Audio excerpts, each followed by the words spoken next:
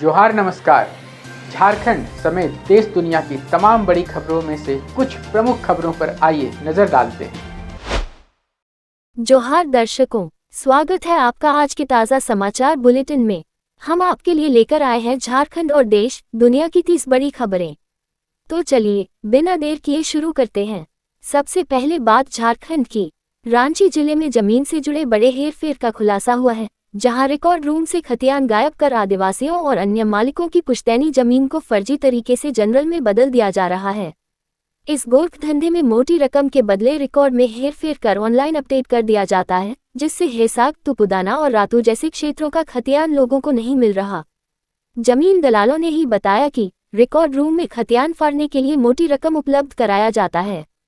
एक तरफ जेपीएससी में सफल हुए अभ्यर्थियों को बधाई देने का सिलसिला जारी है, वहीं जेपीएससी से जुड़े 2004 के धोखाधड़ी मामले में सीबीआई की विशेष अदालत ने पूर्व अध्यक्ष दिलीप प्रसाद समेत 3 आरोपियों को दोषी करार देते हुए 2 साल की सजा और 1-1 लाख रुपये जुर्माना सुनाया है। गलत टेंडर प्रक्रिया से सरकार को 13.56 लाख रुपये का नुकसान पहुंचाने का दोष सिद्ध हुआ है। भाजपा ने झारखंड विधानसभा में संगठनात्मक बदलाव करते हुए हटिया के विधायक नवीन जायसवाल को मुख्य सचेतक और राज सिन्हा व नागेंद्र महतो को उप सचेतक नियुक्त किया है। ये नियुक्तियां अनुशासन, विधायी कार्यों और क्षेत्रीय संतुलन को मजबूत करने के उद्देश्य से की गई हैं। झारखंड सरकार ने जनगणना 2027 की तैयारियां शुरू करते हुए 31 जुलाई तक अधिसूचना जारी करने की योजना बनाई है, जिसमें सरना धर्म कोड को शामिल करने की अनुशंसा भी संभावित है। जनगणना प्रक्रिया चरणबद्ध तरीके से चलेगी, जिसमें 2025 से ट्रेनिंग, फील्ड वर्क और स्टाफ नियुक्ति की तैयारी के बाद 1 मार्च 2027 से देश भर में जनगणना शुरू की जाएगी। झारखंड में मानसून सक्रिय है और अगले 5 दिनों तक मूसलाधार बारिश, तेज हवाओं और वज्रपात की संभावना को लेकर आईएमडी ने कई जिलों में रेड और येलो अलर्ट जारी किया है। बंगाल की खाड़ी में बने निम्न दबाव के प्रभाव से राज्य के दक्षिणी और मध्य हिस्से प्रभावित हो रहे हैं, जिसके चलते किसानों को विशेष सावधानी बरतने की सलाह दी गई है।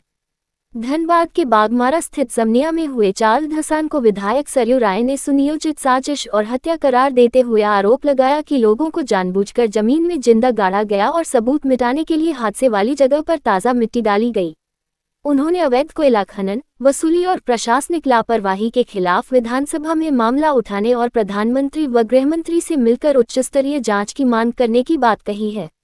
गिरिडीह में अवैध पत्थर उत्खनन और माफियाओं के आतंक पर शनिवार को प्रशासन ने एसडीओ संतोष गुप्ता के निर्देश पर ताबड़तोड़ छापेमारी कर कड़ा एक्शन लिया। पहाड़ों पर कब्जा कर आदिवासियों में दहशत फैलाने वाले माफियाओं के खिलाफ दर्ज कर कंप्रेशर व पोकलेन मशीन जब्त की गई और आगे भी सख्त कार्रवाई की चेतावनी दी गई है। झारखंड सरकार ने भूमि निबंधन एवं राजस्व विभाग के कई अधिकारियों के तबादले करते हुए रांची, जमशेदपुर, धनबाद, बोकारो, हजारीबाग सहित कई जिलों में नए रजिस्ट्रार की पोस्टिंग की है। रांची में दिलीप कुमार सिंह को नया जिला अवर निबंधक नियुक्त किया गया है, जबकि वैभव मणि त्रिपाठी को प्रमोशन देकर निबंधक महानिरीक्षक बनाया गया है। बोकारो के तेतुलिया मौजा में 100 एकड़ से अधिक वन भूमि की फर्जी दस्तावेजों के जरिए अवैध खरीद बिक्री मामले में सीआईडी की विशेष अदालत में सुनवाई हुई, जिसमें आरोपी पुनीत अग्रवाल की जमानत याचिका पर 2 अगस्त को सुनवाई तय की गई है। इस घोटाले में भूमाफिया, अंचल कर्मियों और बोकारो स्टील प्लांट के अधिकारियों की मिलीभगत सामने आई है, जिसकी जांच सीआईडी के साथ साथ एड भी कर रही है। रांची के नगरी थाना क्षेत्र में अवैध हथियार की खरीद फरोख्त के मामले में पुलिस ने मोहम्मद कैफ उर्फ सोनू को गिरफ्तार कर उसके पास से एक देसी कट्टा जब्त किया है। दिग्चंदन कुमार सिन्हा को मिली सूचना पर गठित टीम ने प्रेमनगर चौक पर छापेमारी कर आरोपी को पकड़ा, जिसकी आपराधिक पृष्ठभूमि पहले से रही है। रांची के सीएमपीडीआई कॉलोनी में हुई चोरी का पुलिस ने खुलासा करते हुए पति पत्नी विकास बहादुर और कविता शर्मा को गिरफ्तार किया है, जिनकी निशानदेही पर करीब 26 लाख रुपए के सोने हीरे के गहने बरामद किए गए। कविता शर्मा ने चोरी के गहनों को अपने दफ्तर की अलमारी में छिपा रखा था, जबकि कुछ गहनों को हैदराबाद में गिरवी रखकर लोन लिया गया था।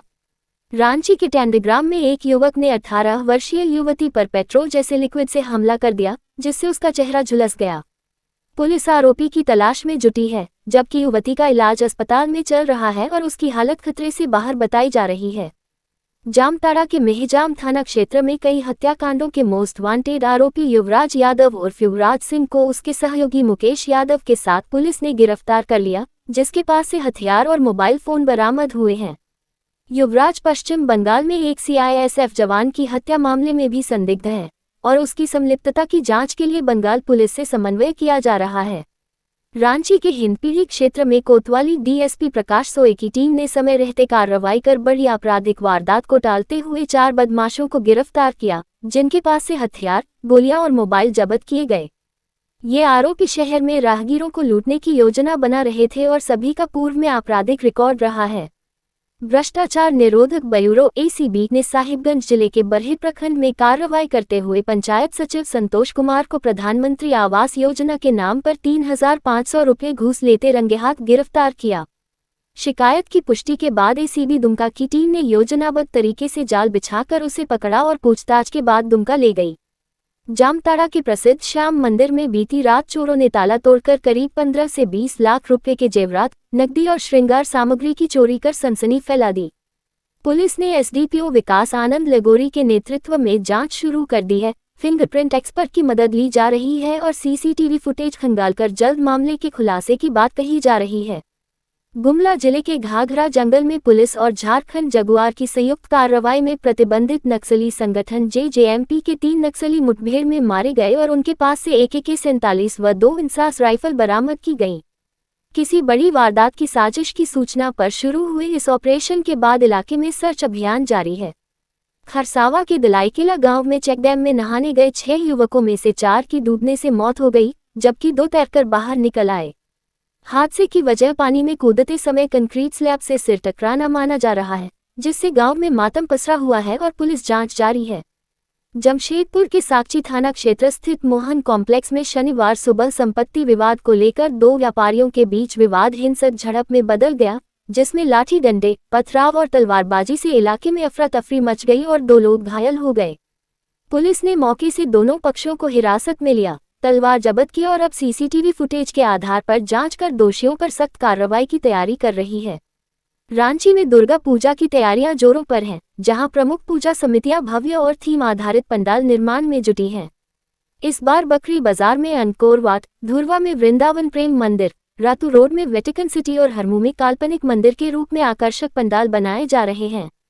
पूर्वी रेलवे के प्रमुख वाणिज्य प्रबंधक उदय शंकर झा ने गिरिडीह स्टेशन का निरीक्षण कर यात्री सुविधाओं की समीक्षा की और अनियमितताओं को दूर करने का भरोसा दिलाया। उन्होंने ट्रेनों की संख्या बढ़ाने की जरूरत बताते हुए नई ट्रेन सेवाओं के प्रस्ताव तैयार करने की बात कही। अब देखिए राष्ट्रीय सुर्खियां। बिहार में पत्रकारों के लिए मुख्यमंत्री नीतीश कुमार ने पत्रकार सम्मान पेंशन योजना के तहत मासिक पेंशन 6,000 से बढ़ाकर 15,000 रुपये करने की घोषणा की है। पत्रकारों की मृत्यु पर उनके आश्रित पति या पत्नी को अब 3,000 की जगह 10,000 रुपये प्रति माह पेंशन मिलेगी, जिसे सरकार ने लोकतंत्र के चौथे स्तंभ के सम्मान में अहम कदम बताया है।